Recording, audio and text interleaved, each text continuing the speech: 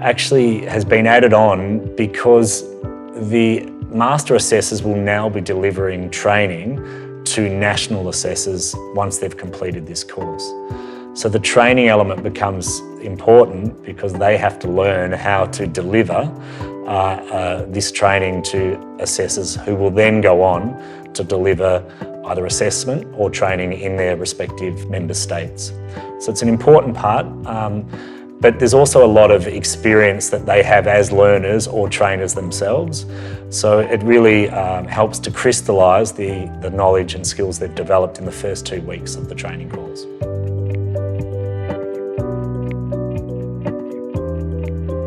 Element 5 is train national assessor. So there are 4 performance criteria.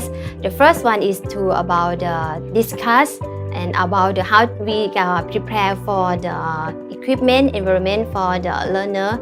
The finally is how to evaluate them or to evaluate the process of their learning.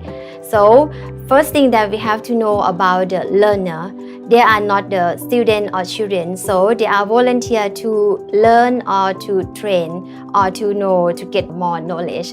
So the thing that they have to concern to train the national assessor, that we have to, the trainer should well prepare for document, material, assessment tools, environment, and to know that what kind of education or what kind of knowledge that the national assessor would like to learn from us.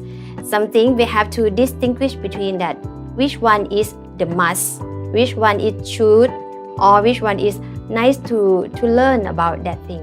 Being master assessors as well and training national assessors when we go back home to our home country, there are certain considerations that you need to do for the learning process or the learning principles that you need to apply, because we have to consider definitely that these are adult learners. We are not dealing with people who do not know anything or who knows less about something.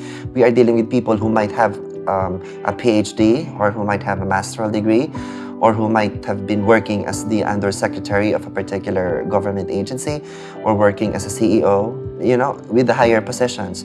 So it's quite challenging, not scaresome anymore to do it that way, because you have to, of course, do a lot of preparations before you do the training. You have to consider a lot of things like, profiling your candidates for learning. And that's very important because you'd be able to know what kind of approach you're gonna do. And at the same time, our master trainer for national assessors should have that attitude of being very, very, very flexible. Because flexibility comes with a great responsibility. Because what you are here for is to actually ensure that these learners learn. So that's number one. And in order for you to do that, you have to motivate them and create a motivating environment for them to really have a wonderful learning experience. And now, if you think that the method that you thought during your preparation and checklist is not something that is applicable or apt with the kind of learners that you have, then you have to switch it immediately and be flexible. Because at the end of the day, what you should always bear in mind is what you are transferring to them from the knowledge side, and at the same time, you really make sure that being an effective trainer, you are creating trainers as well.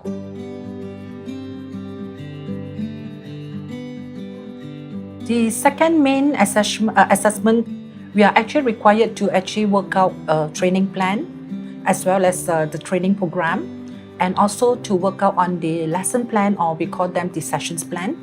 And we also have to demonstrate how we are going to utilize those documents we have prepared to actually conduct a class.